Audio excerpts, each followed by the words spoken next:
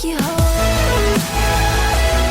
Hello and welcome to the Help My Unbelief podcast, the number one Christian podcast designed for the unbeliever.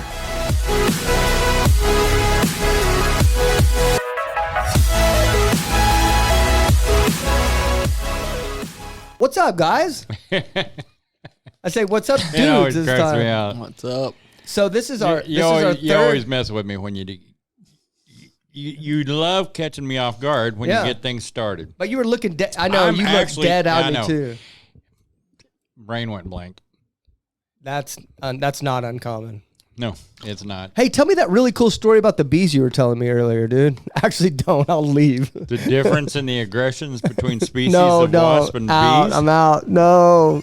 Did you hear what he was saying? I was like, chill out, Steve Irwin. He corrected me. I go, hey, Larry, that job you're going to be doing this week? Actually. I said that this job you're going to be doing this week, I said, be careful, there's wasp out there. He goes, no, they're not wasps. They're no. Australian red fire bugs or something. No, you said they were bees, and bees are not aggressive. Do it in an Australian accent. Bees are not aggressive. Bees are not aggressive.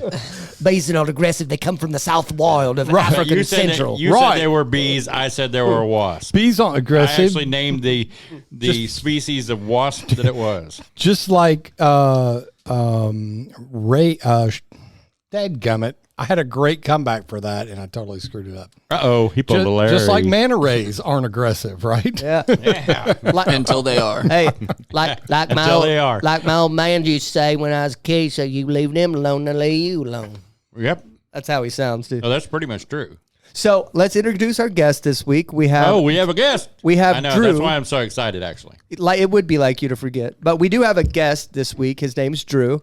I want to kind of go over. This podcast is built on transparency, and I'm going to go over exactly what happened to get us here today. So normally we record on Wednesday afternoon at 2 o'clock, and this is Friday night at 7 o'clock. So what do Christians do on Friday night at 7 o'clock? I don't know about but me and Mark usually get together and chug vinegar. Friday. That's right, man. Crank us some. That's right. Get our bagpipes out and go marching and drinking. And Drew actually nipple knows. tassels. Okay. Dude, that's Saturday night. So. Yeah. Hold on. Drew actually knows what I typically do about sunset on Friday nights. Yep. He's usually out there sweating, mowing my lawn. Oh, really? Yep. Nice. Yeah. He lives right behind Ken. Okay, so before I lose my train of thought, hold on a sec. Okay. Uh-oh. There's a train here. Yeah. Did you hear about the derailment? So do you remember? No, I don't care. You remember the episode with Indy, right? We had to reshoot that one. Yes. And then there were some things that she was scared to tell us in the first episode that came out in the second episode. She actually her kid was murdered by a witch coven back in the day. And she didn't tell us that in the first episode. She was afraid to do it because she's still going through the trials and everything. I think it's going on like right now as we speak, but anyway, so we knew that God had a purpose of us reshooting that show, right? And so, we didn't at the time. Yeah, we didn't at the time, but we learned that. So in this episode, we interviewed this atheist named Pete. He's a 19-year-old atheist. And the whole episode, I kept saying, look, you guys know how I am. Just live on the show, I was saying that the energy felt off and something felt off about it. I didn't like it. I felt very uncomfortable. I felt like we all kind of got triggered and uncomfortable, and we kind of interviewed him. I think mainly because, like, here's the deal. Like I told you guys before, I was like, I don't know how you guys respect me at all because I'm so much younger than you. And then I kind of treated that kid the way that, like, I figure you guys should treat me probably. Oh, so we need to start treating you that way. Hey, no. We just got permission, didn't we? You want your kneecaps, you better not. You get one of these in the kneecap. Remember, I pack. I would try to punch you in the face. I think where I got off track was, we stated this show isn't Christian apologetics, and then we did it. And then we did it. Yeah. I started. Feel like we did. I did. I started. I did.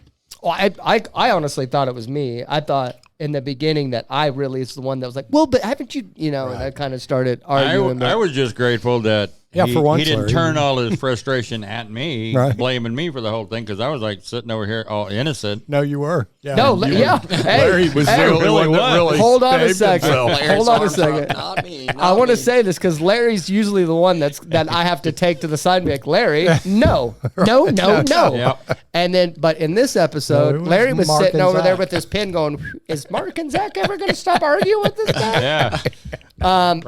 I just wrote notes. But anyway, and I ended up apologizing to the kid at the end of the show, and I said I'm sorry, and well, anyway, we got done watching the show, and at the beginning of the show, Mark stopped and said, "Hey Zach, our backup recording, because we have one recording and we have a backup one." Right. And Mark said, "Hey," at the very beginning, he said, "Backup's not recording; it's full. What do you want me to do?" We have never had to use the backup recording ever. And so I said, just run with it. Who cares? It doesn't matter. Mm-hmm. And he was like, okay, cool. And I wasn't worried about it. Well, it turns out our first recording wasn't plugged in. So we after we shot a full 2-hour episode and it was gone. 14 minutes of audio. Yeah. And we had about 14 minutes of audio. So And guess what?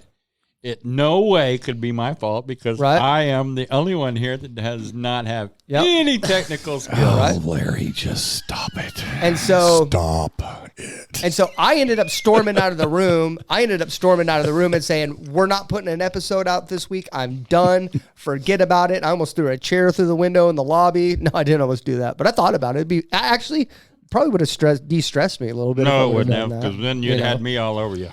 Yeah. Oh, I would have ran. I run for a reason. But You wouldn't anyway. run fast enough for that one.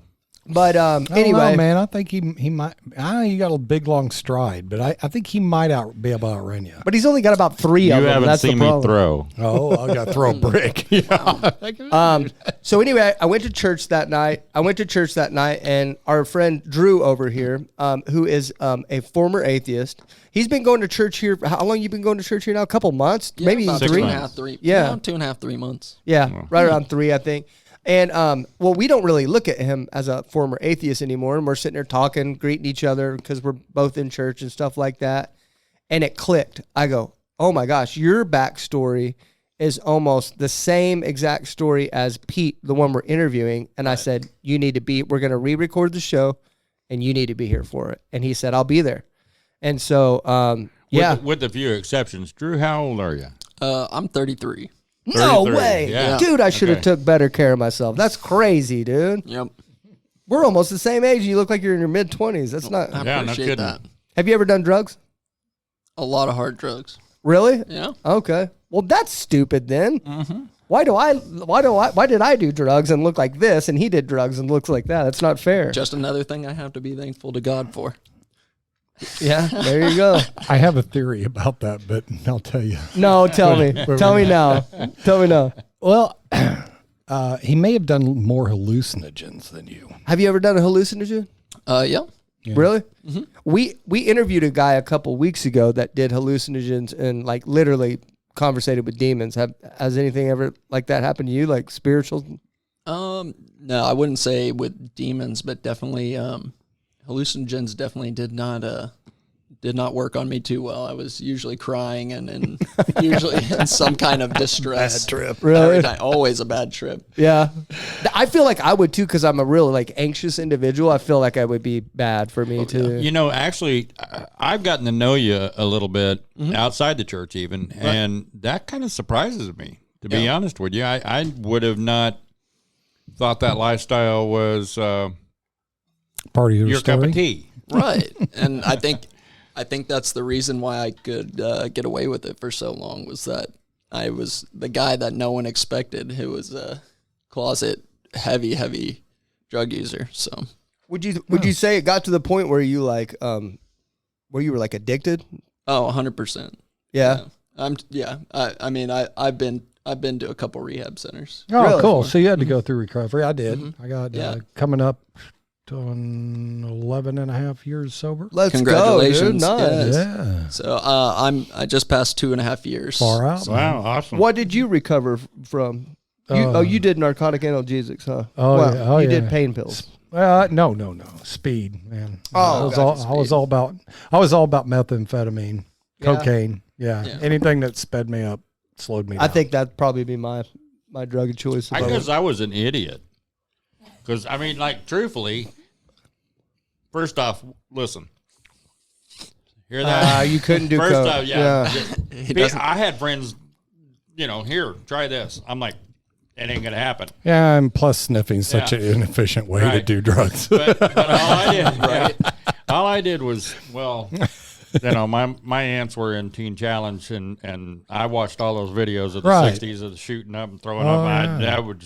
That marked me for life. I was never going to happen. I thought it was so funny when I grew up around drugs. My literally the first time I ever did meth was with my mom when I was 14. Oh, it's crazy. Yeah. So Wow. So I grew up around a bunch of drug addicts, and I think about it now, and it was so funny how they place so much value on shooting up. Like they would literally be sitting there smoking an 8-ball of meth, passing it around, and then talking crap on people that railed it. I was like, right. Yeah. Right.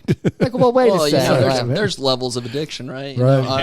And I'm a cleaner addict than that. Yeah. Right. Well, Extra. at least Yeah, that we may sounds be like- railing an 8-ball, Yeah. but at least we're not doing that. Yeah, I never did. I that never sounds did like- shoot it. I couldn't. That sounds like alcoholics, courageous comparing themselves to the ones that drank it neat or they're on the Right. rocks. Right. Exactly. Yeah. He drinks on the rocks. You drink it straight. You both drank a half a bottle, Ted.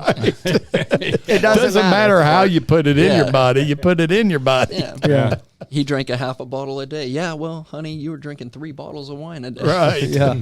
Well, and then I mean, you can look at it this way. Well, I wasn't drinking as much calories with the Coke and sugar and stuff like that. I was just, just a little cleaner. No, I can't say that. Splash of soda. I would be like this with Crown, and then this with Coke, Right. Yeah. Yeah. just so I could say I'm not an alcoholic. Mine was show it the bottle of Sprite and scare it.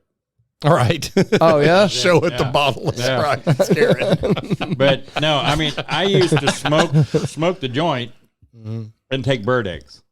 Ah, What's yeah. that? So speed. Speed. White crosses. So yeah, the But- black mollies, white crosses, bird eggs, Yeah. they were all speed. But looking back, I didn't realize I'm doing a downer and an upper at the same time. Right. Is Yeah. this a Christian podcast? I know, right? Well, it just Well, I goes believe to it show you is. that it's amazing We've where come Christ a long can, way. Yeah. can yeah. take you from We've- where you were Yeah. to a whole different Yes. reality. We have come a long Praise way. God. All of that was dependent on Freedom. the world Yeah. to fill the void Amen. Yep. that we Yeah. all have inside us. So Drew, I want to get into your testimony a little Yeah. bit. So Well, what brought you to So- the Lord? you were an atheist, right? Yes, before coming back to And how long ago were you an atheist? Like 4 months ago, you were you're a full blown atheist, yeah, right? Yeah. So I would probably say I would start calling myself an atheist probably about when I went to college, 18, 19 years old till now. Same as that kid that's wait. you're fixing to talk to. Same thing. It's just like bingo. Would you say that college is what helped pull you away from Christianity? I think definitely, yeah, but there was a lot of things that I was doing early on that didn't mesh with, Your belief Christianity system, and my yeah. belief system, and so it was kind of that dichotomy that you were living in. That was just like you kind of 1 foot in, 1 foot out, and you had to choose a side, and I chose the side that I thought was right at the time, which ended up leading me down a world of hurt for sure. So 4 months ago, when if somebody would have started a conversation about God, what would you have said about God? For me, I mean, it was because I had experience like in religion with God and stuff like that. I would never be the one that just like riled and discussed, but would I want to partake, or usually I wouldn't put myself around many people that wanted to talk about God. You know what I mean? I You'd just probably didn't like associate with you'd entertain the conversation, just not to ruffle any feathers, but you didn't really believe. Right. No. And I mean, that's because, I still come from a semi-religious family, but from my grandparents' side, definitely very super religious. Did you ever tell them that you didn't believe in God anymore? No. No, you kept it to yourself pretty much. Yeah. And so, I mean, they knew I wasn't going to church. And so, Yeah. I mean, I'm sure they knew in their own sense, but just out of respect for them and their belief system. You didn't tell him? No. That's how Atheist Ask was. How there's some of his family that he didn't tell. Just he didn't want to ruffle any feather. I mean, I've met plenty of, atheists in my time. You have the ones that are very pushy about it. Like, like God's not real. Like, everyone who believes is an idiot. I'm kind of more. I was more the laissez-faire. Like, you know what, you can believe whatever you want to believe. This is my walk. Yeah, that's your walk. Keep it over there. I'll keep mine. Yeah, So you weren't a very vocal atheist. Share with us. I mean, because what religion were you raised? I was raised Catholic. Raised Catholic here in Oklahoma. Are you in Okie? Yeah, I was born and raised in Tulsa. Okay, cool. Yeah. So you were raised up in the Catholic Church. Correct. And basically, after you went to college, you kind of wandered away from the Lord. Yeah. Share with us, because it is very difficult for my mind. I was raised Pentecostal, and I walked away from the Lord. Right. And I went and did my own thing. Well, I mean, we just talked about some of the stuff that I did too. Yep. So I never lost. He never fully was doubted. Like, God isn't real. Yeah, right. I never doubted. But he didn't serve him in his actions. Right. So in that sense, I've always been interested in science and everything else, and so I think more of my studies and the people I was associated with, my degrees in biology and chemistry. So I've done, I've a deep background in evolution, genetics, all the things, and so it never meshed. That it just didn't make any more sense to me to believe that there could be a divine power out there controlling everything. And especially, when I could utilize my free will so easily, right? And I wasn't seeing the signs or recognizing the signs of my life that there was a God out there. So you switched that. Why? You switched that from seeing, or you said seeing to recognizing. You switched your verbiage there because now that you're a Christian, I think I know why. Because now that you're a Christian, you look back at that time and realize that God was there the whole time. Yeah, I think it's easy to see when you can start looking at God through that lens that he is alive, breathing here with you in all times and spiritually in your soul with you at all times. Even then? Yeah. I think you could probably talk to a lot of people. There's plenty of times in my life where I shouldn't be here, and I got on. Definitely. I could count on hands and feet at 33 years old how many friends I have that are either overdosed or murdered or and we're not talking about street kids. I knew those too. We're talking about middle America.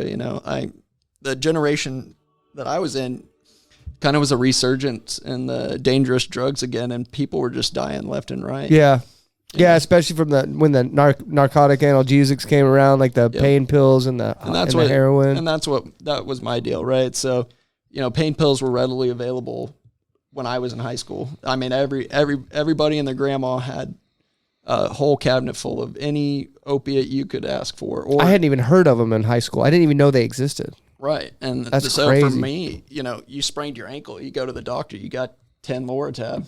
Yeah, back then they give them to you like easy. Like candy. Tylenol. They're giving them out like candy. I've taken Loratab legally. Yeah.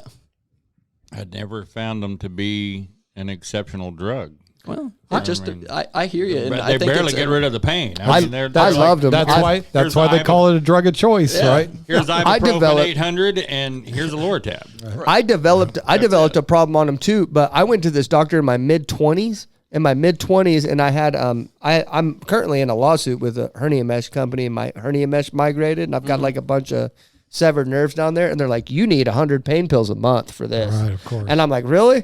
And then I remember I was taking them no matter what, if I was in pain or not. I had taken them literally multiple times a day. And when I popped one when I wasn't in pain, I was like, you got a problem. Right. Like, this is a problem. And I think most people don't realize too is that there's a big difference between like addiction and then being physically dependent upon a substance. So addiction's a certain set of people are going to get addicted.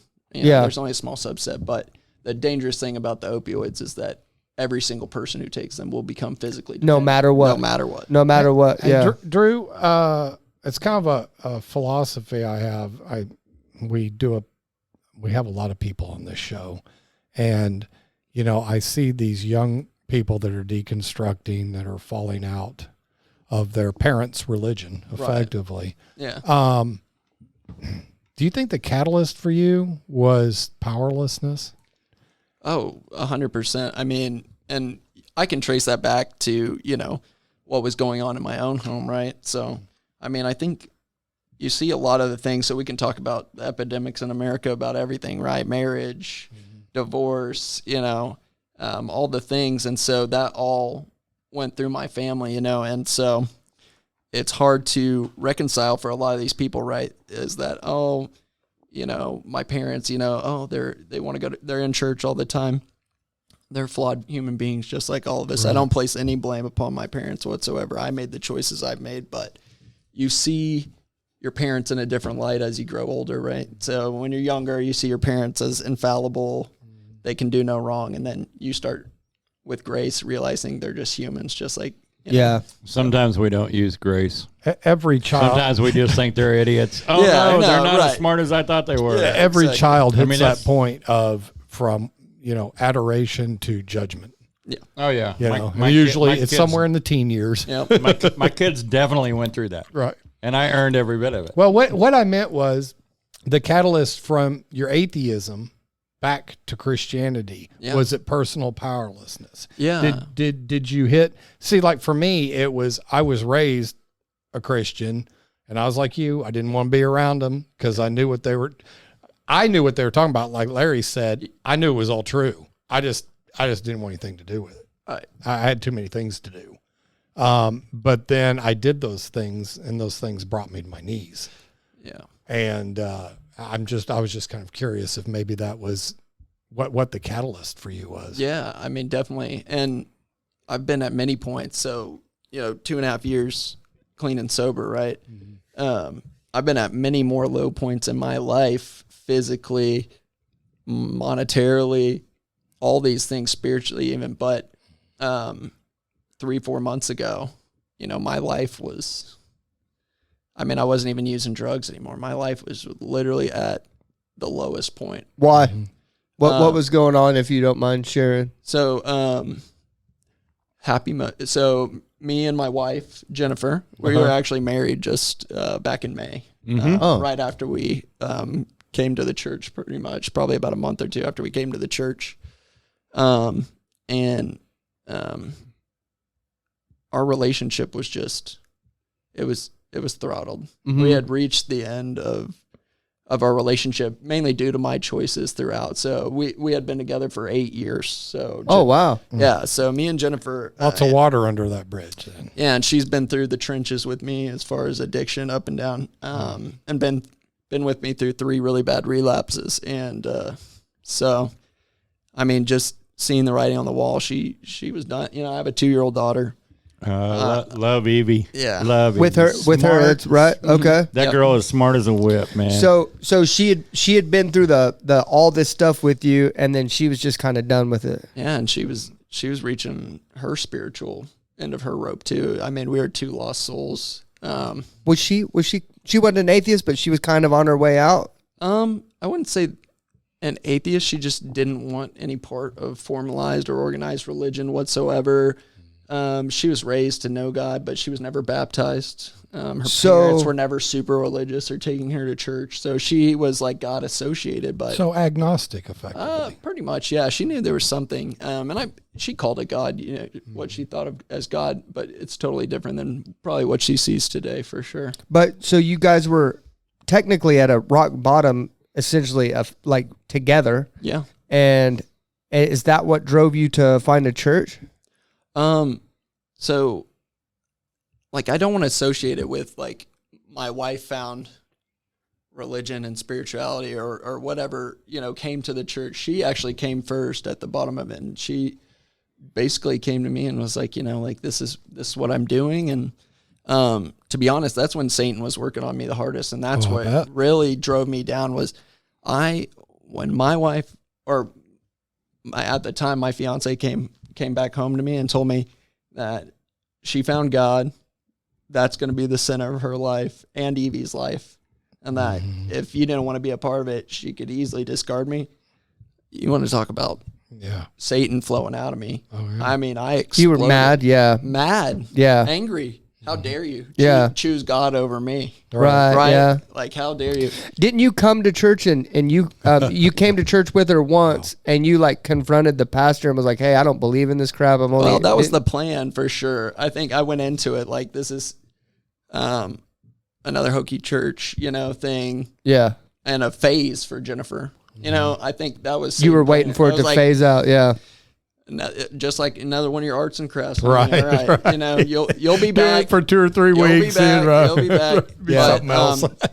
I'm always that type. Like, okay, you want me to see and find out? Like, I'll go because of what, the pastor had been saying to her and stuff. I was like, you're not going to tell my, all these things. I felt like they were filling her head. They were against you. Yeah. So I came in and I didn't get that reception. So it really just like struck in my heart right when I walked through the doors and saw the pastor and talked with him for just a minute even. I was just like, okay, I'll come in and listen. You'll entertain it. Yeah. And then what was the catalyst? What was the moment that you're like, oh wow, God's real and I think this is the way, I think I should put him first in everything I do. What was the moment?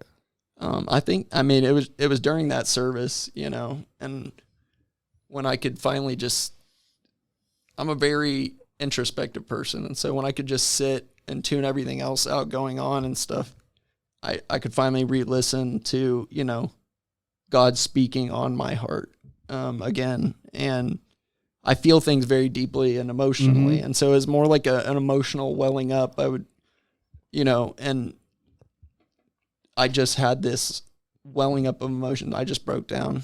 I couldn't take it anymore. I was crying and yeah. You felt the Holy Spirit. Awesome. Yeah. And that's what's interesting for me, growing up Catholic. I mean, we believe they believe Father, Son, Holy Spirit. But like Holy Spirit to me didn't really ever connect or really mean much. Me neither. When I was growing up, it didn't either. I didn't even like process it as a thing that was actively inside of you and stuff like that until I came to this church. And then you learn that it's like literally the resource that Jesus sends you to be able to live your life as a Christian. Right. And so I didn't either. I was the same way. Well, and that was my thing, is that it's kind of it's been interesting to come to a church where I feel definitely much more in tune with God, walking hand in hand each day versus being something that's more of just an idea. Right? Yeah. Or just something that's watching me at all times. Just do this because this is what your parents told you, or this is what the church tells you to do. Go through the motions, religion, essentially. Yeah. This is actually a church where they help you facilitate a relationship with God. Yeah. So, and, I think I don't ever want to say, because, growing up Catholic, there's plenty of people that have great relationships with God and stuff like that. It just didn't connect with me. Same.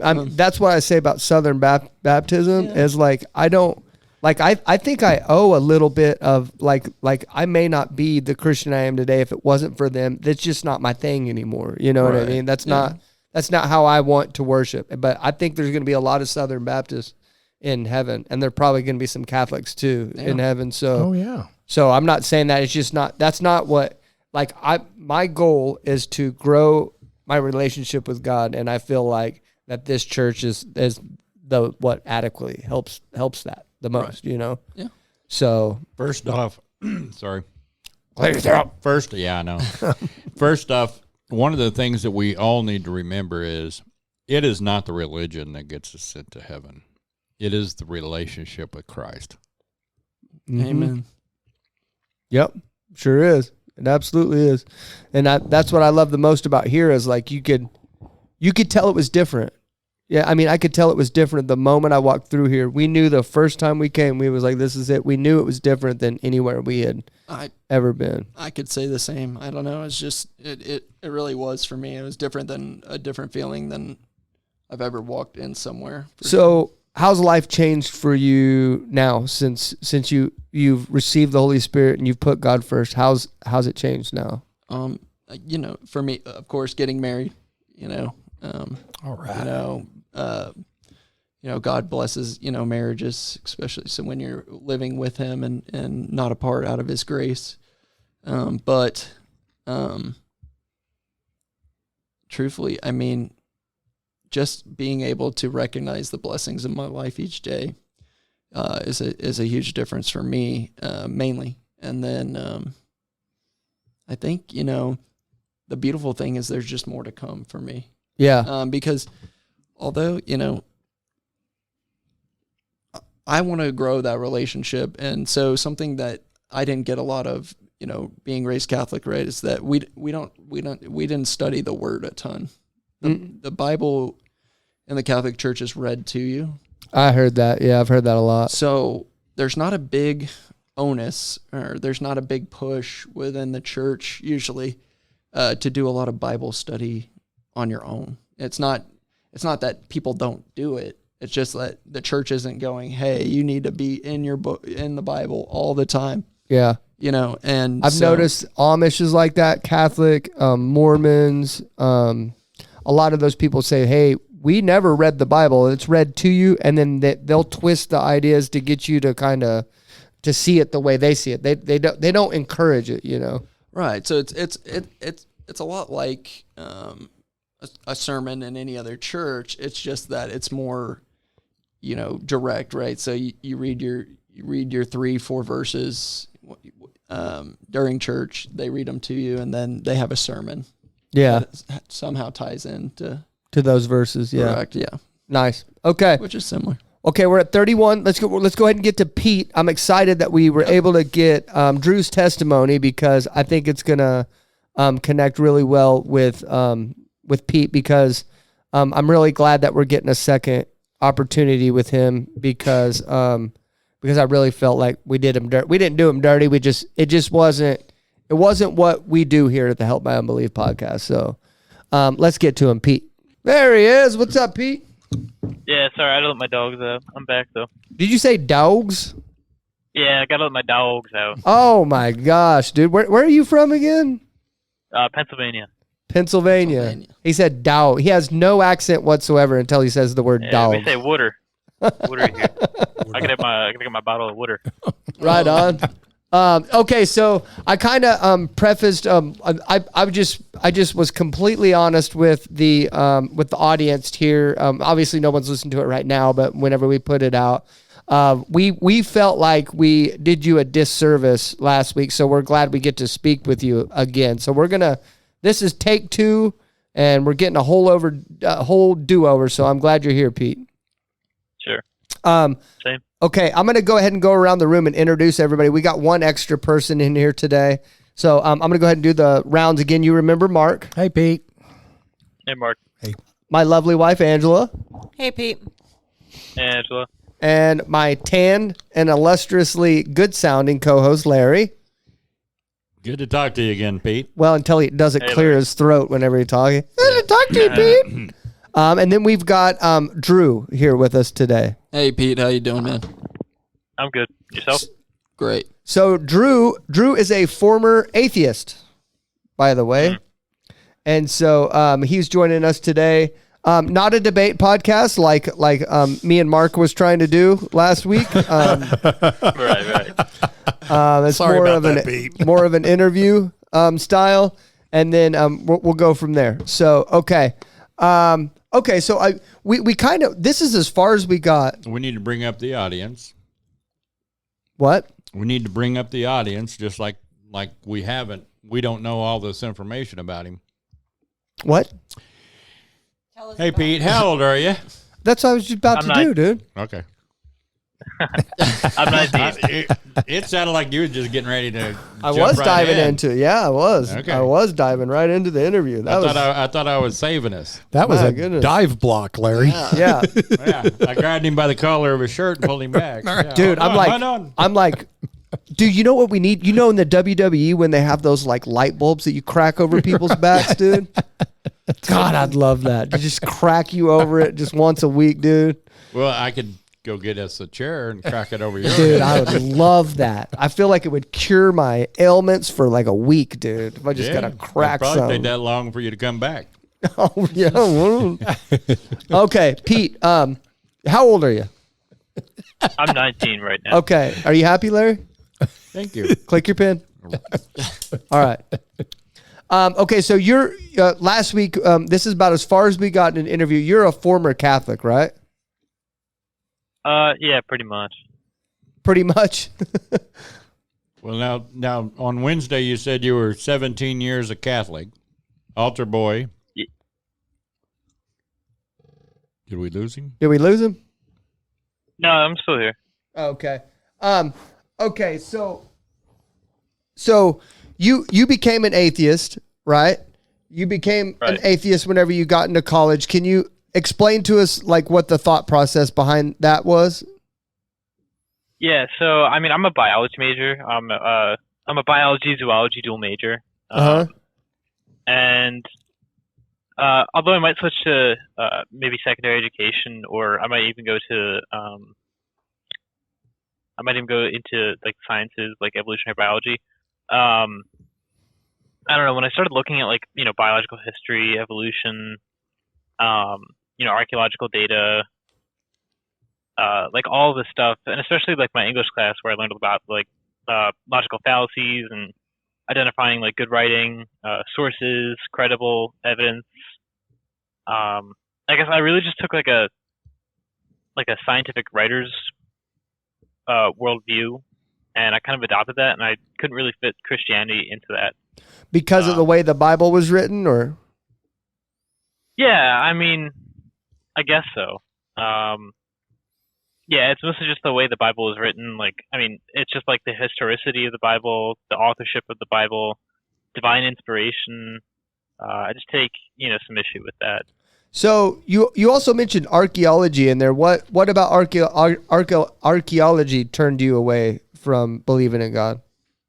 Well, it's more like, I guess, geology. It's like, I mean, if you look at anywhere in the world, I mean, even in biology, if you look at, if you go to the Nevada desert, there's a bush called King Cloon. It's 12,000 years old. So it obviously predates the Noah's flood, and obviously a bush wouldn't survive that. And not only that, it predates the age of the earth in the biblical texts. So. Gotcha. So you think if Noah's Ark was a real thing, then it would be you would still be able to have evidence for it on Earth? Well, yeah, absolutely. I mean, it could have been a localized flood, but I still don't really see much merit of being like all the animals on it. I don't know. There's just a lot of Pete, not to debate, not to debate you, my friend. Right. What do you think about the historical texts of all the different ancient civilizations from each different continent, all having a similar story about a mass flood event in their history? Well, I mean, if you look at the geography of all those locations, they're all built around rivers, and rivers tend to flood pretty often. So, I mean, it would make sense that there would be a flood myth in a lot of these ancient cultures. But, I mean, then again, they're all conflicting on their accounts. Let me ask Drew real quick, because this is interesting to me, because I've never heard this. So there is similar texts from a bunch of different civilizations, or are they like talking about a big flood all around the same time or something? Or so of course they're still trying to source out what their actual language was at the time and stuff. But if you look at like through like what we would call probably like hieroglyphics similar to Egyptians, there's other cultures that have different depictions of some great event, whether that's a flood or a different catastrophic event in their history. They all talk about a similar, and they're all about the same timeline, dated to about 12,000 years ago. Oh, okay. So, by the way, Pete, the reason why I asked Drew to come on today is because I was talking to him on Wednesday night after our interview, and he literally has almost the exact same background as you. Grew up Catholic, and what was your degrees in? Zoology, chemistry, and biology. Yeah, biology, chemistry. Yes. Yeah. So like you guys like are almost. So I knew you guys would would get into chats here. You guys believe different things, but you guys are into the same stuff. But yeah, for sure. so, but I mean, that's what we were talking about like the other day is like all this stuff. There is no way to prove it, right? There's. Well, let me ask you this. Pete. Would you say that there's at least evidence for the flood, or do you don't think, and there's just not sufficient evidence?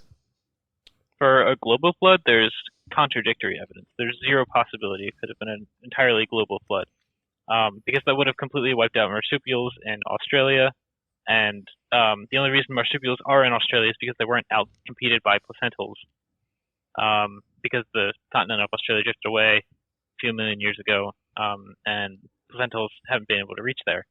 So the only reason that there's kangaroos in Australia, I mean, that pretty much disproves the flood. But local floods, I mean, sure. I mean, there's plenty of evidence that the Tigris and Euphrates constantly flood.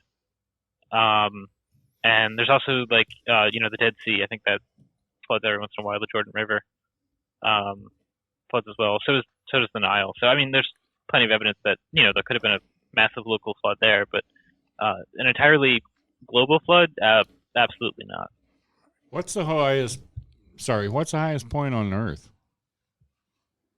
Mount Everest. Well, I mean, I guess it depends on. Is there I almost said that. No, it is. But is there any point anywhere close to that in Australia? I didn't think they had a mountain range down in Australia. No, it's all. I mean, it's high elevation, but it's all relatively like flat. This is going to sound real stupid, but is Mount Everest in America? No, it's in Nepal. Okay. Yeah.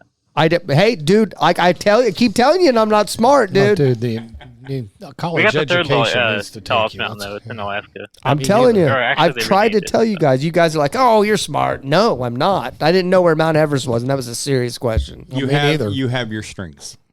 Yeah, You have your weaknesses. we just haven't found them yet. Yeah, just as all of us. Well, I get it. I get about the whole evidence thing, but like I'm sitting here thinking, like, all I can remember is as a kid. I mean, we went up and visited some of the mountains here in Colorado. And when you dig, you're a kid, you're going to dig stuff, right? You find seashells on mountains. Why? Really? I didn't know that. Yes. Well, it can be explained with continental drift. So, the crust of the Earth constantly moves. And if you can see that, like, if you look at South America and Africa on a map, they kind of like fit together like a puzzle piece because they used to be one big continent. And as the continents move, the elevation all over changes. So actually, the Appalachian Mountains used to be the tallest mountains in the world. They're shrinking now, and Mount Everest is growing. It's growing because the Indian subcontinent, or the Indian, if you look at the country of India, it actually used to be its own continent. It used to be further down in the Indian Ocean. But recently, it's been pressed up into the Asian plate. And when it smashes into that plate, the magma, it like forces the Earth upwards in like a triangle shape, which is the same reason we have like volcanoes. It's really just the core, or sorry, the Tectonic the plates of the Earth are like sliding over top of each other. Okay. Very slowly. But, I got a question. Measurable. I got a question. Yeah. So I remember this from our talk last week, right? And I'm noticing it again this week. You have an answer and a detailed answer for literally everything that we say. Literally. How did you get to that point, and why did you get to that point? Did you get to that point to where you're like, I'm going to go have an answer for everything that someone has to say about this because of Christianity, or was it just because you're just in love with learning things? Or are you sitting in front of a computer coming up with these answers this fast? No, he's too passionate about the subject matter. I can tell he's not doing that. He's like I can tell he enjoys talking about this stuff. So yeah. I've always had a passion for learning, and I probably do have like undiagnosed autism, and I'm just like very like, I don't know. I've always been very interested in history, biological history, geology, and all that. So yeah, I've always just been really interested in it. It's like my passion. So He's it like my twin brother. right? So was it I knew you guys were going to have a lot in common. So was it your questions that helped that formed, this knowledge that you're carrying, this answer? Okay, well, that's the reason that happened. Was it because of your upbringing? Well, okay, if there was a flood, then how does man explain that? Did you go searching for that? I mean, I really just kind of like, I mean, I was always like in my faith, right? But like, I always like, it was just kind of like a side thing, I guess. I've always been like in pursuit of knowledge my whole life. Mm-hmm. And I mean, faith, if it fits into that, that's great. But really been in search of, I guess, knowledge more. I mean, I'd love to fit faith into it, but I think I get what Mark's asking, and I'm curious about that too. Did you go learning about this stuff because you're like, listen, I don't know if this Christianity crap is true. I need to go look into it, or were you just in the process of learning and then and as a result you fell away from Christianity? Am I making sense? Am I questioning? Yeah, I was definitely in the process of learning, and it just like I slowly, I guess, degraded my relationship with Christianity. Yeah. Oh. Yeah, because you have an answer for literally everything. So basically, the more knowledge of the world that you gained, the further away from the Spirit you went. Right. Yeah. Let me. I'm going to ask you a question. I'm going to test your knowledge real quick. Why do volcanoes have lightning? Lightning? You haven't seen it yet?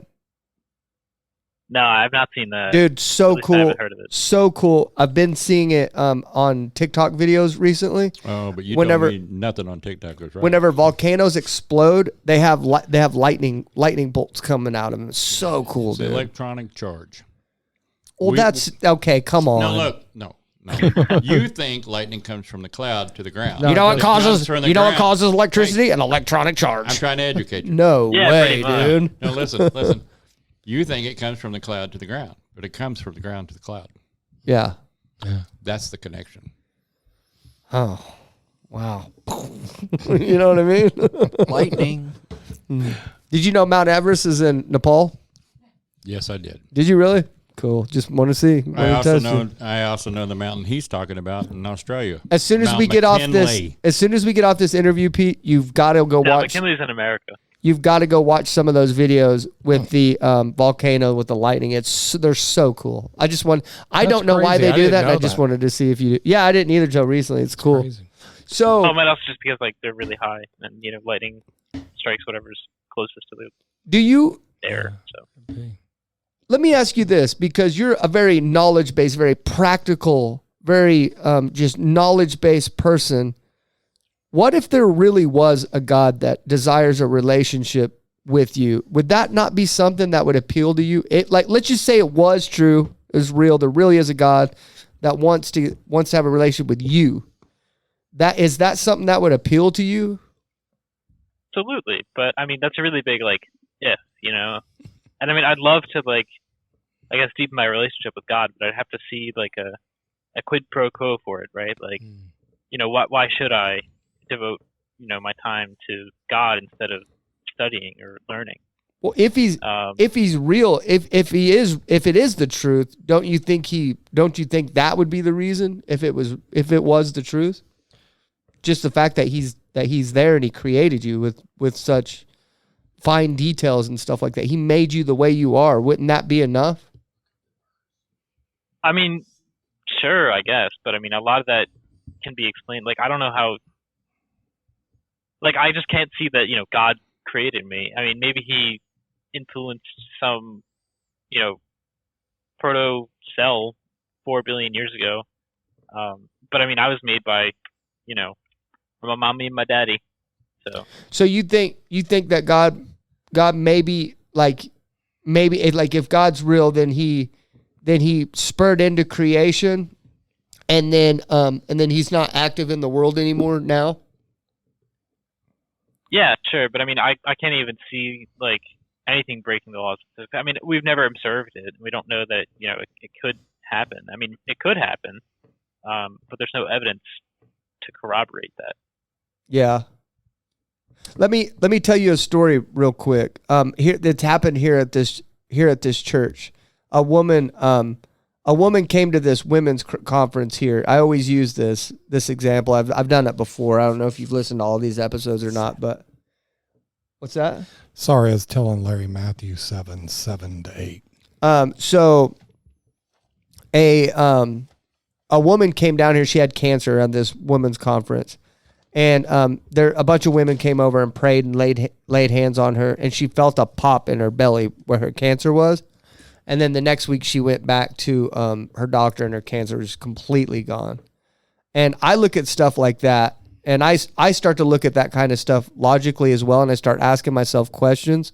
Like, one of two things has happened, or there's only a few things I should say that's happening, right? Either that woman could be lying, right, about having cancer at all, and she just wanted attention, right?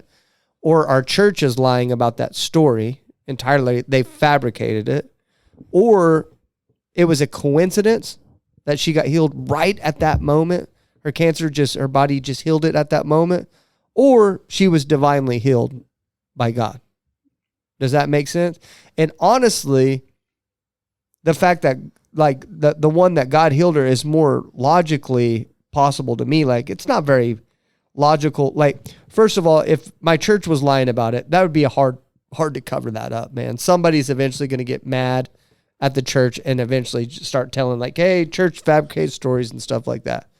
And then the other one that would be somewhat likely, her getting healed right on the moment that she's in church like that. That's just too much of a coincidence to me.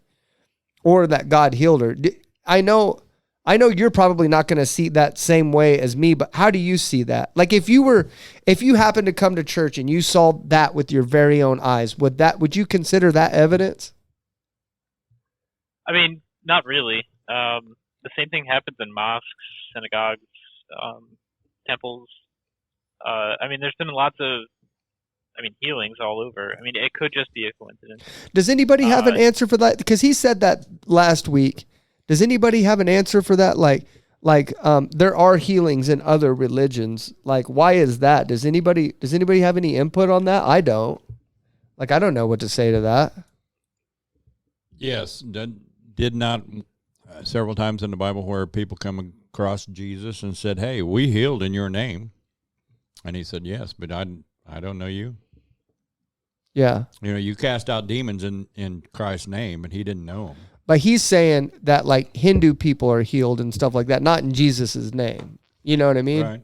It's okay to say if nobody has anything. I just didn't know if anybody had any input on that or not. I don't know. I don't have an answer to that question. I get what you're saying with that question, but I don't have an answer to that. But I think I do remember reading a Bible verse where it said that God blesses the unbeliever and the believer alike, right? Like, the sun shines on the good and evil alike. Yeah. But yeah. So I don't know about that. Do you see anything, Pete, ever bringing you back to God? Do you ever see that being a possibility in your future? I mean, I would hope so. I hope that there's a God. I don't know that there is, and until I don't know. You hope there's a God? Like, yeah, I mean, I think everyone hopes there's a God. Why? Or at least a good God. I mean, who wouldn't want to? I mean, I wouldn't want to live forever, but like, who wouldn't want to? I guess have another chance at life after these 80, 70, 90 so years. Like, I don't know. I think it's just. Yeah. I find it hopeful that if there is a God, he's benevolent. And he'd at least give us a choice to live or die. Well, Pete, God does give you a choice, right? But I mean, he spelled it out pretty clearly that if you accept His Son Jesus Christ as your Lord and Savior, that you'll live with Him forever. Right, and right. But I mean, Jesus doesn't give me much evidence to go on based on just like. Well, what evidence would you need to see in order to? Because you're wondering if Jesus ever put his 2 feet on this planet Earth. Is that what you're concerned about? I mean, the historical Jesus probably did exist. His divinity can definitely be questioned. I mean, I just don't really. I mean, if it was God's, like, if the Bible was truly like God's written word, I think it would be more credible, because we honestly don't know who wrote the Gospels. Most of the letters are written by Paul or someone acting as Paul in Paul's name. And I just think that, like, if God was, I don't know, more present. I mean, the Bible is good, but it's not entirely falsifiable, and there's a lot of missing historical evidence to back the claims of the Bible. Like, if God was true, I mean, why wouldn't he put, like, billboards every 10 feet that are indestructible and he can write a message on it at any time? Like, why write a book 2,000 years ago that hasn't really changed in the past 1,000 years? Hey, Pete, I appreciate those. This is Mark. I appreciate those questions. And you know what's amazing to me? I've got this philosophy, and I want you to tell me what you think of it. I think that each and every one of us are created with a hole that only God can fill. And we search and we search, and we hope. I loved what you said is I hope there's a God. But this yearning for knowledge, things, people, emotional security, sex, drugs, all different kinds of things. Some people take bad things and stuff in that hole. Some people take, I guess, quote, good things and try to put in there. I know for my own life, I never could find a piece that fit. So I'm kind of curious about, it's interesting to hear you talk at 19 years old. I remember 19. And I probably would have been right there beside you, and we'd have had some really deep philosophical, and historical talks. But as I moved through life, I realized that whole, all the things I kept pursuing and I kept thinking would explain things for me didn't, and the hole was still there. And it sounds like you've got the same one. Do you think it's possible we could have been genetically engineered to seek out and know and search for and try to develop a relationship with our Creator? I definitely do think that there's an inbuilt search for something greater. I think that's partially what gives humanity, I guess, a drive. Right. It's definitely evolutionarily beneficial. I don't think it, was created, or at least there's no evidence to say that it was created. It's evolutionarily beneficial because if you, I guess, take two different tribes of apes, like if you ever watched 2001: A Space Odyssey, where the two apes are fighting over a puddle of water. If you take two tribes, right, and one tribe is just there, and they're both, like, I guess, like, lined up in a line. One's going to be like, okay, well, if I die, I'll go to heaven and I'll live a happy afterlife in Valhalla, or whatever they believe in. And the other line is like, if I die, that's it. I definitely think that, like, there's a drive, and that party would probably be more likely to fight and win without running away. So it's definitely, like, a benefit to believe in an afterlife. It's a hope. But I don't think it necessarily makes it true. I mean, it's definitely great to search for God. I don't know. I'm just kind of rambling here. Well, so more specifically, Thank you for that. More specifically, he's basically saying that he believes that there's a hole that only God can fill, and that maybe true peace can't be achieved without God. And that is what's built in us, not the idea of religion, not going to church, not not seeking success on earth or anything like that, but literally seeking God. You will not be 100% fully content without filling that hole with God. I know you're 19, and this would probably be hard to answer for you because I know I probably couldn't answer that. I mean, you're still trying to find yourself in general. Right. But would you say that you have total 100% peace? I mean, not total 100%, but those things aren't out of my control. Like I'd love to be a millionaire. I'd be pretty peaceful if I was a millionaire. But you'll figure out that later. Yeah, right. Just right. let you take your misery to nicer destinations. That's it. Yeah, you'll find that comes with a whole nother set of problems. I'd rather have big money problems than broke problems. That's for sure. Sorry, Pete. I appreciate what you're saying. Go ahead. But I mean, I feel like I don't need.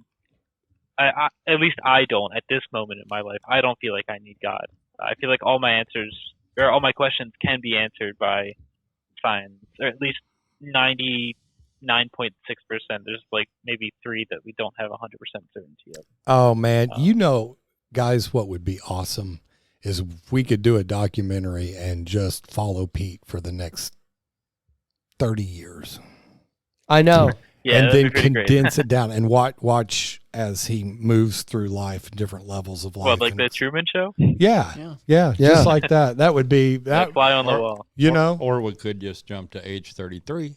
Yeah, there he is. Yeah, or we could. Yeah, we got Pete at 33 right here. But that's the thing. Like, I think I would like to talk to Pete in 5 years to see where it's at because you sound like a very gentle individual, and you seem like you're very like open-minded. And I think you've probably gotten around some people in college that has that's what you in college as well was kind of leaning towards that atheistic mindset as well, right? 100%. But but you said that college really didn't turn you away from God, though. No, it wasn't so much college. It was just the continual gaining of knowledge. I feel like that knowledge, now that I've had a few more years under me, helps me explain things a lot differently today than it did when I was 18, 19 years old. So you appreciate you going and looking for knowledge, right? Mm-hmm. You appreciate it, but you just view that knowledge differently now. Yeah, totally. And the main difference is, and this is just for me, Pete, it's not any putting anything on you, but at the same time, even with all that search of knowledge, and the struggle I went through as well, could have saved myself a world of pain and a lot of other people in my life a lot of pain if I had God in my life. Yeah. Yeah. Pete, you don't do drugs, do you? No, I don't even drink either. Okay, good. Don't do drugs. You're gonna stick to that. You're gonna save yourself a whole lot of trouble. Just stay away from that. And money. You may be a millionaire before you know it. Not doing drugs. Yeah. Right there. You're proving you're smarter than the rest of us. Right. Don't do drugs, okay? What's your vice? What's your vice, Pete? My vice? Yeah. What's your bugaboo? What do you like? What's your vice? Everybody's got a vice. What's yours? Bugaboo. I'm sorry, I don't like that word either. Knowledge. Knowledge, yeah. That's Pete's. Learning's your vice, yeah? Well, I mean, I could see that. You get addicted to learning, kind of, yeah. Let me. Can I throw a verse at you? Yeah, they're called professors. They've given a lot of money to learn a lot of things. Yeah. Don't throw the verse at him. No. I'm getting ready to address something.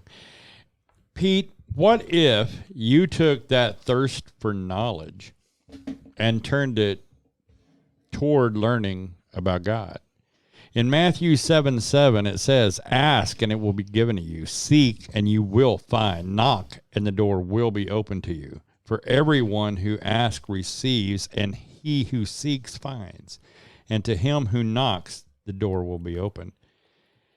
If you took that same drive to find and explain God, you would be amazed at what happened in your life.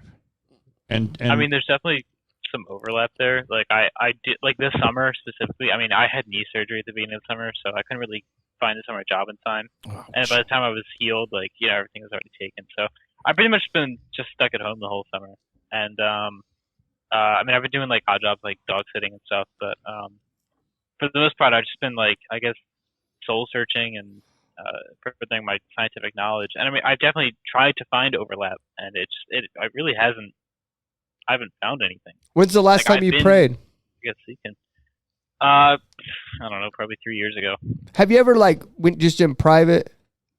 Have you ever just like talking to God, like in your head or anything? Have you ever prayed like just where you're like, yo, I like try to like have a relationship with Him in that way, like outside the Bible, outside of religion, outside of the Catholic Church, outside of whatever church you've gone to? Have you ever just prayed?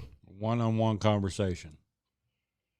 Not really, and I really don't like.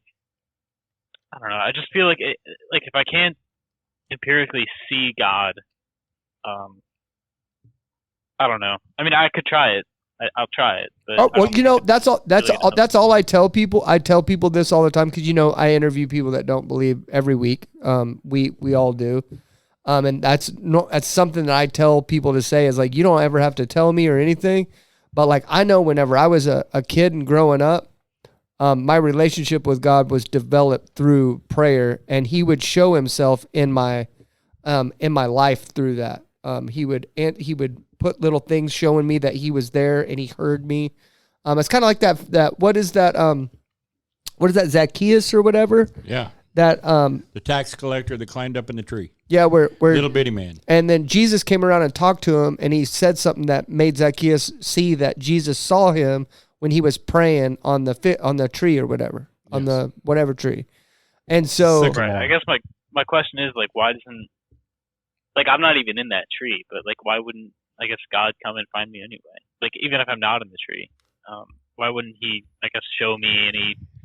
Well, see, God's omnipresent, so we believe God's in this conversation right now. Dude, He sent a podcast to you, bro. I guess. But Here's your sign. Yeah, it's like he's not showing me what I want to see at least. Ah, yeah. What you want to see. That. Hey, you know what, right, Pete? What I want to see. I really appreciate your open-mindedness and saying, if there is a God, and if you're willing to say that prayer, and there's been times in my life where I've said, hey, God, I don't mean this. I don't mean this at all, but I'm doing it anyway. And, made a request, prayed for somebody that I really didn't like at all. And I told God I didn't mean it. But He revealed Himself through that process. And it wasn't immediate, but looking back, I can see it was an answer to that prayer. Maybe you tried that experiment. You're a scientist. Maybe you tried that experiment. Just ask here's God, what if you're real, man, show me, prove it to me. Yeah, I've asked that like probably 5 times. Not that. Today. Have you? I want you to say something different. I want you to say, show me what you need me to do to start my process in believing in you. Yeah. That's what I want you to pray. I want you to say, but I want you to do it sincerely. Say, God, I'm here. I want you to show me what I need to do to start in the process. And then God is a good God, and He will show you what you need to do to go through that. And then you're just going to have to decide whether you want to do it or not. And then it's a multi-step process. It goes on for years and years and years, and your life will most likely get harder.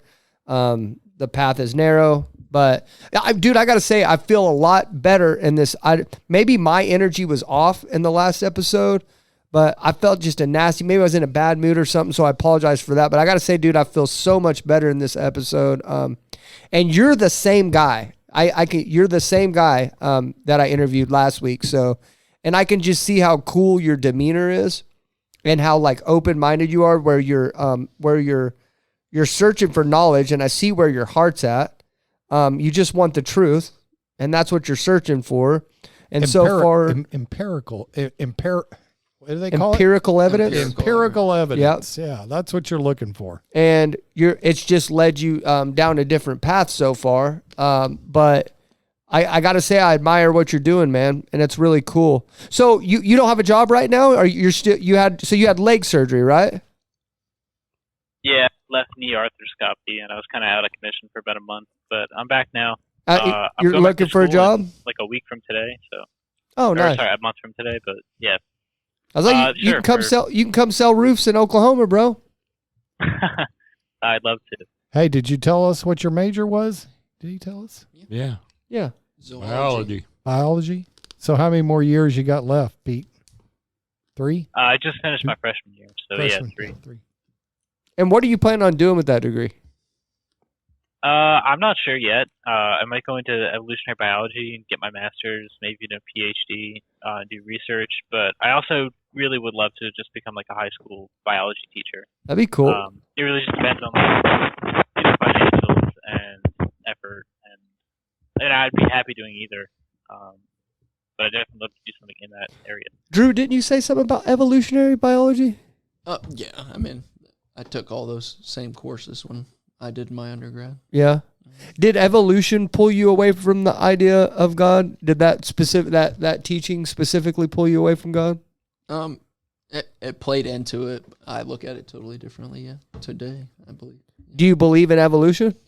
Not in the way that our understanding of evolution is today. No. What about you, Pete? Do you believe we evolved from apes? 100%. Okay, I just got a question for you then, because I don't know. Well, actually, no, I don't believe that we evolved from apes. I believe we evolved from great apes and a common ancestor of. Okay, because I was going to say, I've always had one question to that, like, why do apes still exist if we evolved from apes? Oh, yeah, easy answer. So, have you ever seen, like, a family tree? We're not, like, the brothers of apes, right? We didn't just pop out one day and it's like, oh, here's a human, here's an ape. We're distant cousins. So you could go all the way back to the grandfather, or like the great-great-great-grandfather, and if you look at the great-great-great-grandfather, it probably looks more like a cross between like a dog and a monkey. And if you keep going down, obviously that's not around anymore today because all the common ancestors die out. But if you look at the branches, like you can see like we all evolved from that general species. But if you look at like the family tree, like all the aunts, or sorry, not the aunts, no, like the grandparents, they're all extinct now, and now it's just the cousins that are left. But they all branch back to one common ancestor, and really it boils down to the definition of evolution being change in allele frequency over time, which basically just says like, it's not like getting stronger, getting better, getting smaller. It's really just change in your genome, like your DNA sequence. You're taught over time, random mutations throughout time. I mean, yeah, it's random. And so the world would have to be millions of years if that was the case, right? Correct. Yeah. Okay. Right. Fair enough. Okay. So, we are at 1:13, and I'm scared that we're going to go way long if we don't start doing the rounds now because we have extra people in studio. So, towards the end of the episode, we do rounds. We go around the table, and we just say our closing phrase. And because you're our guest, you get the final say. And we always start with Mark. Mark, it is your turn. Oh, hey man, it was great talking with you. I don't know. I was just listening to that and just remembering back, taking a couple of years of college, being that age. And I'm not trying to be ageist. I know as we get older, we start talking about everybody's age. It's because we're all dying. Right. I hated that too when I was young. I was like, you don't know me. Oh man, I wish I was 19 again. So many things I'd done different. But man, I appreciate you. And what I really appreciate about you is you got a little bit of God needs to prove he's God to me. I remember that. I remember going through a big phase in life where I was like, I don't know what kind of sadist writes this, does all these things in the Bible. I don't know, you guys ever watch The Devil's Advocate? The movie with Al Pacino? Yeah. Back in the day I did. Yeah. The rampage Al Pacino goes on at the end? Yeah. The look but don't touch. This I don't remember angry rant at God. Al Pacino calls him a sadist. It's like I hear that rant over and over again from many what does he call himself? Atheists, and Satanists. This rant about how, cruel God is, how ridiculous his tenets are. Why'd he do it this way? What kind of person does that? And I remember a lot of my own arrogance and judgmentality, and in doing that. And, I detect not a whole lot of that from you. I detect from you is that, you're just a man seeking. And man, if you're seeking, that's a beautiful thing. And, Yep. an open mind is a beautiful thing. Right now you've made your decision, and that's your decision. And, but man, I like the fact that you're open to evolution, because we can evolve, in our thinking. And, I just have a lot of hope in my heart that God leads you through a process, that he does reveal himself to you. I hope you say Zach's prayer, and, and just see what happens. And, I guess that's all I got. Thanks. Okay, Larry? I'm going to repeat the verse that I gave you on Wednesday when we taped, and that's Psalm 24. The earth is the Lord's, and everything in it, the world and all who live in it. For he founded it upon the seas and established it upon the waters. Everybody on this planet, regardless of what they choose to believe or not, belong to God. That's really the final say on it. I would ask you to read the prayer that David wrote in Psalms 25. And I won't read it here now, but go into Psalms 25 and really look at it and read it and say it to God with conviction behind it. I'm praying that he opens up your eyes and removes the scales that you have right now. You know what I'm saying? Yeah, I mean, I definitely I can't betray, logic, reason, the core tenets of our reality, in favor of God. But I do hope that, he can come along and fit into those guidelines of our reality. So, yeah. There you go. Okay, Drew? Yeah, Pete, I appreciate you being here, and I see a lot of myself in you, man. Always keep that passion for seeking.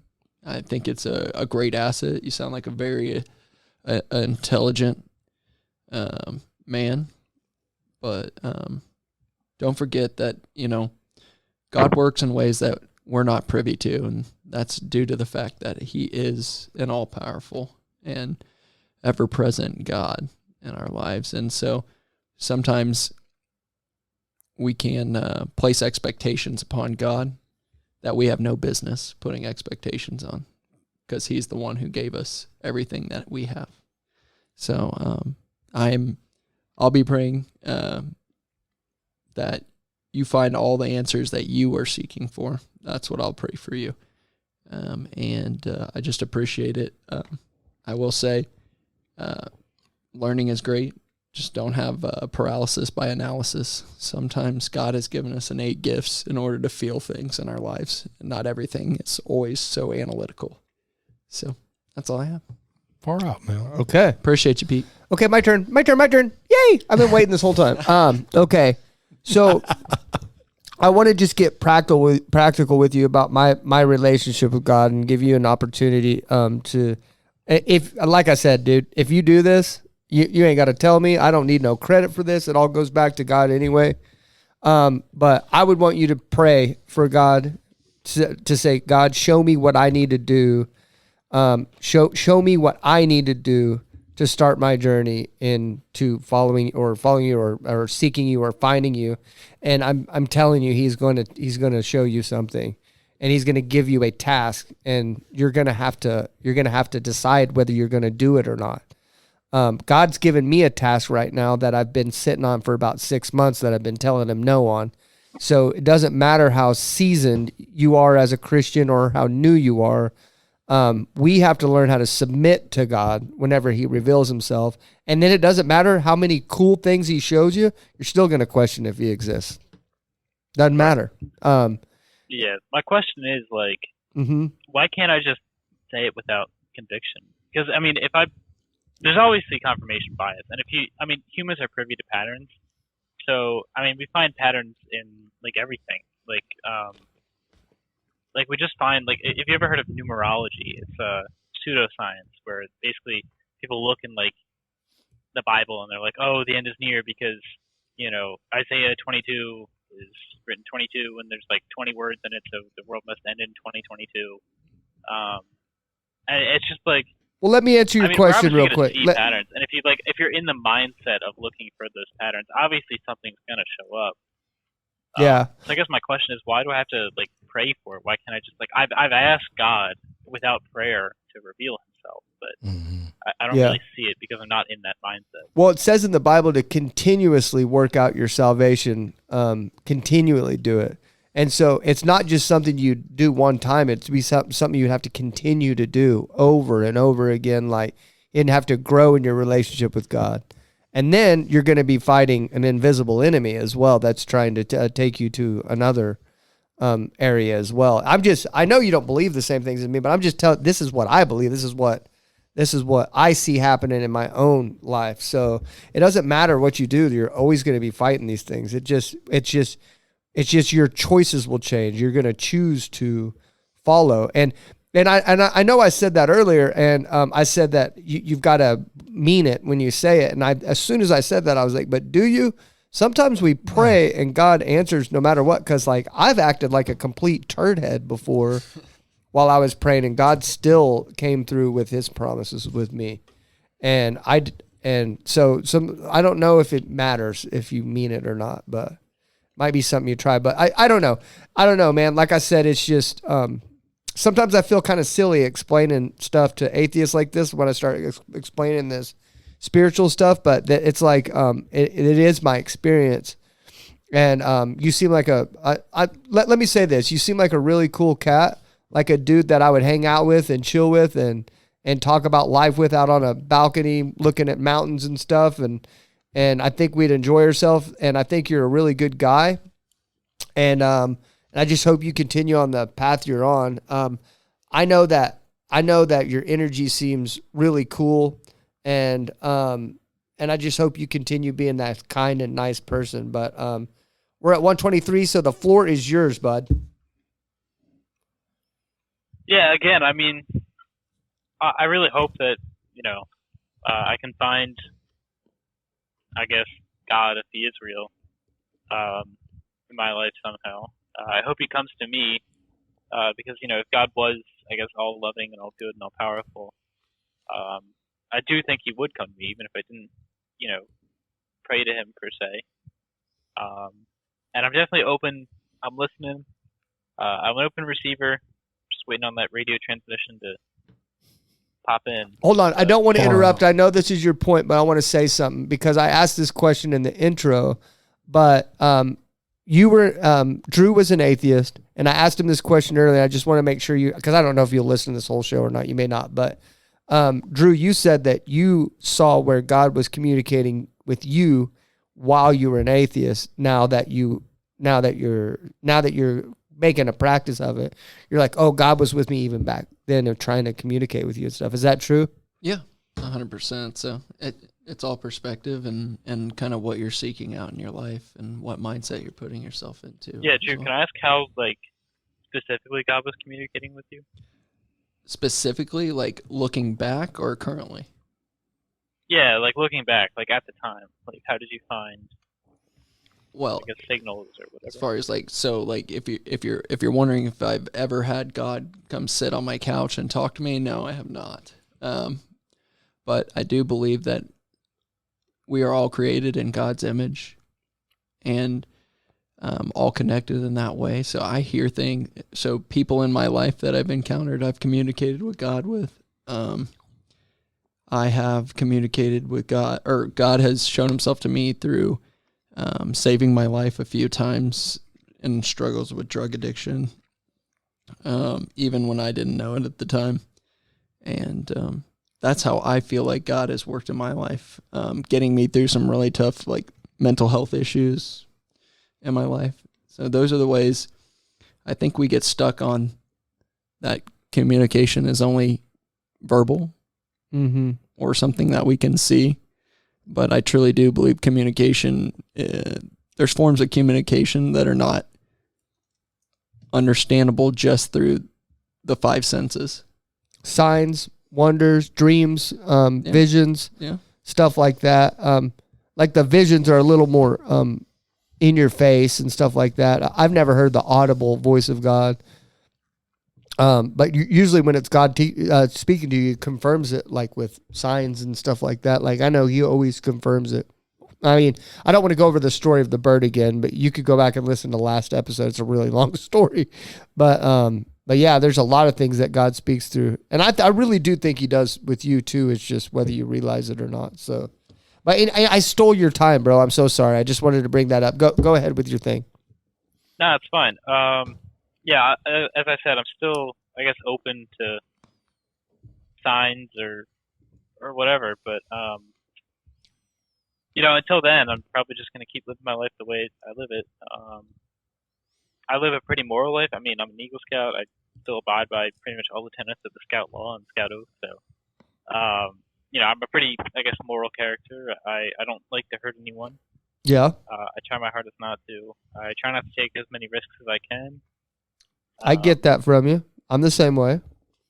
Now. And I mean, I just don't really see, like, I don't know. I guess the only gripe I have with, like, religion, and I guess it's just sin, and it's like, like, why does God care that I eat shellfish? Or why does he care about, Mark said that same thing. Yeah. Mark used to be pissed at God because when he had pork, he would be like, "Why would God not want me to eat this? This is awesome." And Mark was the same way. Yeah, the crisis of faith would go over that one. Yeah. But, so yeah, we identify with you. Yeah, that's really the only gripe I have with it. But I mean, if that's the law, I mean, God can prove it to me, then I guess I'll agree. There you go. Then I'll still live a pretty moral life, and I'll be pretty happy. I'll try my best. Yeah, that's all we can ask for. Okay. Thank you so much for coming on, Pete. I appreciate you, brother. I hope this was a better experience for you this time. Yeah, definitely. So, okay. All right, brother. Episode comes out next Tuesday at 9 a.m. I'll have some quicker editing to do this time. So thank you. Thank you for coming on, brother. I appreciate it. Yeah, thanks for having me. All right, bye. So, Drew, what you're saying is the old premise of hindsight is 20/20. Yeah. I think it's pretty clear. that's always the way I see God. I can never see him when it's happening. It's always in reverse. Everything, I can always see it. God has made me pretty oblivious in my life for how much education I have. So it usually goes right here. And then, oh yeah. Not me. It's pretty much like they used to how it worked, but now it's like in the moment, and I don't know. Yeah, he talks to you differently, Zach. Yeah, it's sometimes it's happening in the moment, and I don't know. It's like, what the heck else does he's got to do to prove? But I also have this I feel like there's this a lot stronger opposition that comes with that as well. Right. Like I have a very, very, that's why that Will the Trucker, I know you're listening to this, you little turd. Will the Trucker said that I'm a future atheist in my comments. He's been talking about it for a couple of days now. And I called you a turd. I'll say it louder, you're a turd. He's just wishful thinking. But anyway, The thing is I think the thing, I'm not going to say it. I'm not going to go there. I'm not doing it. Okay. I'm not doing it. I'm going to back out. Okay. So, but here's the deal. I recognize what's pulling me away, trying to make me an atheist is of a spiritual descent. I recognize that. I recognize that clear as a bell. There is something strongly that doesn't want me to be a Christian. And it's not my own thoughts convincing me. I'm not that smart, okay? I've told you guys You've proven that. I've told you guys every spiritual experience I've ever had on this show. I've never hid one from you. And it's obvious that God is speaking to me, right? But so is Satan. Yeah. Like, and he is trying to take me away from Christianity. And it's wild, man. It's wild. And I can see it plain as day. What would he benefit, Satan, if you walked away from Christianity at this time? I mean, this whole ministry would be uprooted.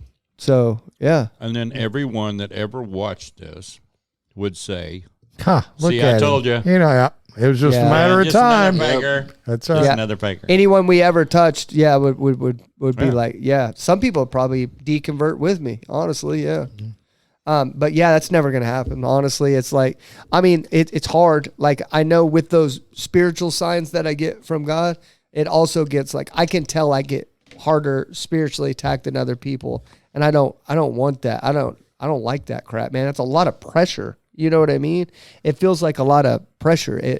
Most of the time, like, I don't even want to be in this, you know, like, I don't know how to explain it. Drew, man. how do you make a diamond? Pressure. Yeah. Lots and lots of pressure. Pressure raining down on me. What was it? Who's that? I don't have it. Oh, It's I know who Queen. that. That's all right. I thought it was Da, da, da. Pressure. You're right. It's Queen. Yeah. We won't talk about that. I'm going to read a verse to you, Drew. Okay? Yes. And now you have a different mindset than you did before. See if this speaks to you. Is it the dogs one? Don't read him the dogs verse. It's Matthew 7:15. Watch out for false prophets. They come to you in sheep's clothing, but inwardly they are ravenous wolves. By their fruit you will recognize them. Do people pick grapes from thorn bushes or figs from thistles? Likewise, every good tree bears good fruit, but a bad tree bears bad fruit.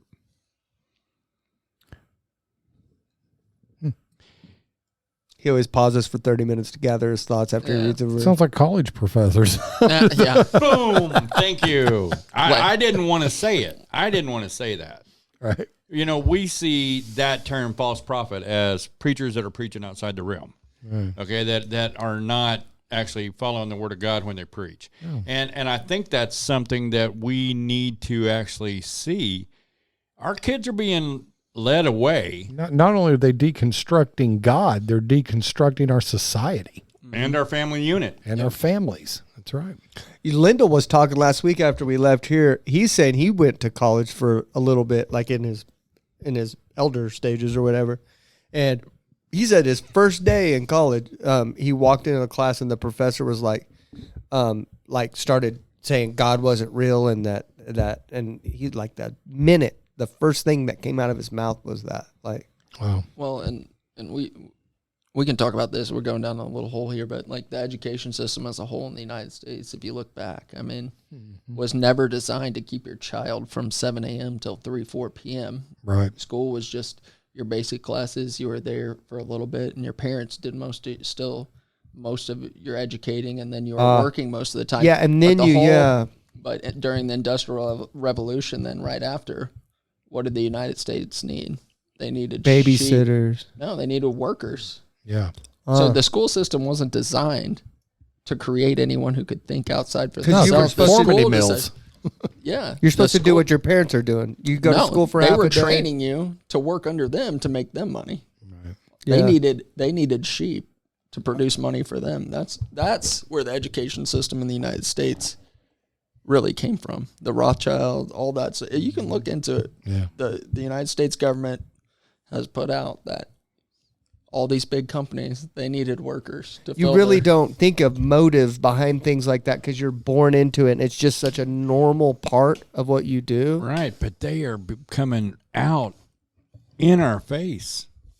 They are trying to indoctrinate your kids at an earlier and earlier and earlier. I know. I remember And when I went through school, it was the basics, and my mom was a stay-at-home mom. So, we learned, but mom made sure that we followed up.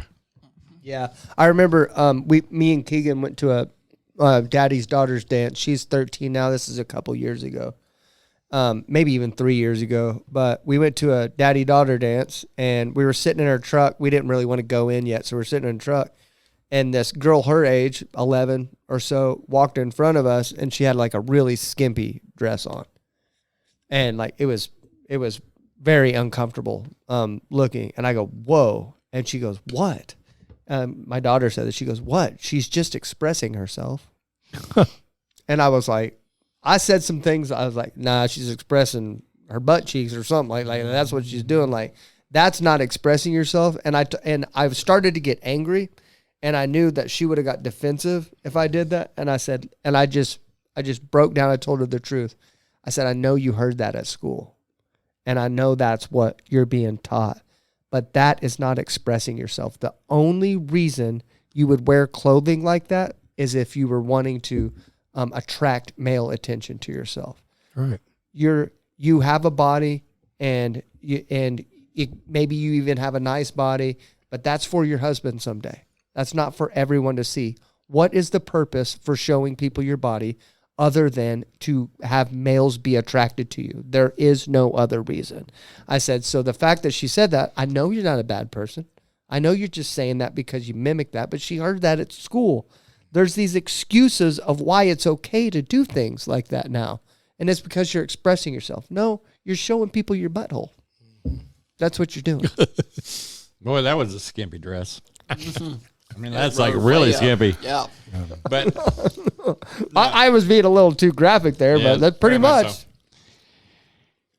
Okay, yeah, did I With that, did I take you off guard there? So Well, as a dad with 3 daughters and a grandpa with 2 granddaughters, I don't want to think that way. I know it's crazy, man. It's like I just want to teach her to dress modestly, and that's not expressing yourself. It's not okay to do that, you know. But it's so hard being 2023 and having a daughter and trying to teach her that. But I understand that, but the amazing thing is like when Darcy and I first started coming to church, some of the shorts she wore were so short, and I knew because I was raised in church, you know, I knew the implications, and I could see the looks from some of the women here, you know, but they didn't say anything. They didn't say anything. that's good. That's yeah. one thing about this church is that they all of us. I mean, I don't think there's any of us out here in this church that haven't walked the wrong walk for a while. Yeah. You know, I mean, Yep. it's amazing. I want to say the level of judgment isn't at this church as much as in churches that I have experienced in the past. And the problem was that they were wrong about that. But what you said was actually the correct way. Society has built it up that a woman is to be looked at, to be lusted after. But the Bible says that if you lust after her, you've already committed an adultery with her. Mm-hmm. And if a woman or even a man, so I can stay out of that trouble, dresses inappropriately and draws attention to themselves, then they are putting a stumbling block in front of others. Yeah. Yeah, you're going to get a lot of hate for that one. But anyway, I get what you're saying. Yeah. Yeah. I mean, I agree with you, man. I agree. I don't think it's expressing yourself. I don't think it's art. I think it's not okay. Okay. Before we get out of here, what's one thing that you would say to anyone who's an atheist right now, since you're a former atheist, why do you think God put you on this podcast today? What is the message that you think God wanted you to get out today?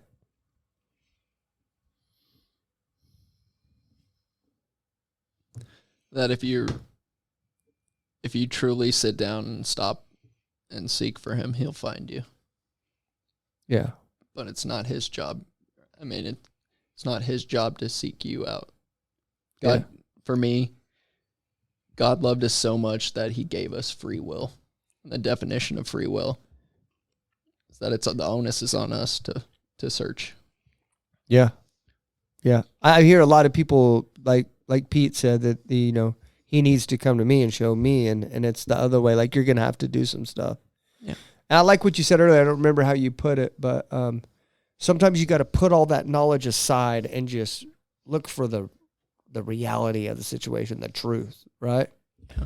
So anybody got anything else to say? I find it extremely interesting that knowledge tends to lead people away from God. What was the fruit of the first tree? Yeah. We talked about that before. That's crazy. It was the knowledge of truth, the tree of knowledge of good and evil. Yeah. Well, and what we call knowledge today too is worldly knowledge. Yeah. Yeah. And it talks about all the time, right? Like we have to be able to live in the world, but we don't have to live of the world. Yeah. Ooh, that's good. There you go. That's good. Okay. Thanks everybody for watching, listening. I appreciate it. Larry, say your thing. Jesus loves you, and so do I. Okay. We love you guys. We are out. I'll take you home. Thank you so much for listening to the Help My Unbelief podcast. Please don't forget to like, share, and subscribe. And more importantly, tune in every Tuesday at 9 a.m. for new episodes.